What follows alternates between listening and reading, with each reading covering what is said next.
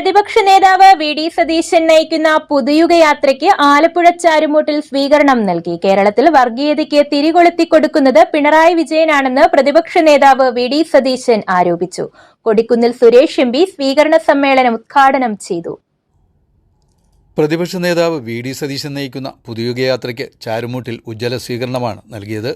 UDF Mavelikkara നിയോജക മണ്ഡലം കമ്മിറ്റിയുടെ നേതൃത്വത്തിലായിരുന്നു സ്വീകരണം സംഘടിപ്പിച്ചത്. ചാരുമൂട് ടൗണിൽ നിന്നും തുറന്ന ജീപ്പിൽ ആനയിച്ച അദ്ദേഹത്തെ തോളിലേറ്റിയാണ് പ്രവർത്തകർ വേദിയിലെത്തിച്ചത്.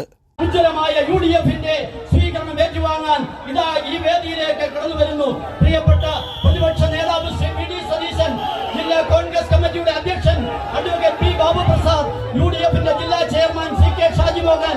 കൊടിക്കുന്നിൽ സുരേഷ് എം.പി സ്വീകരണ സമ്മേളനം ഉദ്ഘാടനം ചെയ്തു.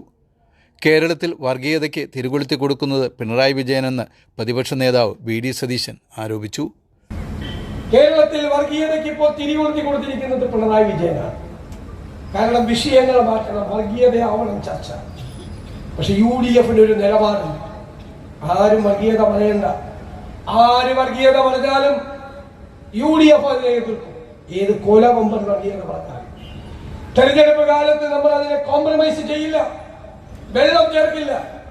തെരഞ്ഞെടുപ്പ് കാലത്ത് വോട്ട് ബാങ്ക് ഉണ്ടെന്ന് പറഞ്ഞ് ഭീഷണിപ്പെടുത്താൻ വന്നാൽ വോട്ട് ബാങ്ക് കയ്യിൽ വെച്ചോ, വർഗീയത പറയരുത് എന്ന് പറയാനുള്ള ആർജവം കേരളത്തിലെ UDFിനുണ്ട്. Advocate K. Sannikutty, M. Amritheswaran, advocate KR Muraleedharan, Nadeer, T. Pappachan, Ani Varghese തുടങ്ങിയവർ നേതൃത്വം നൽകി. News bureau, Charummood.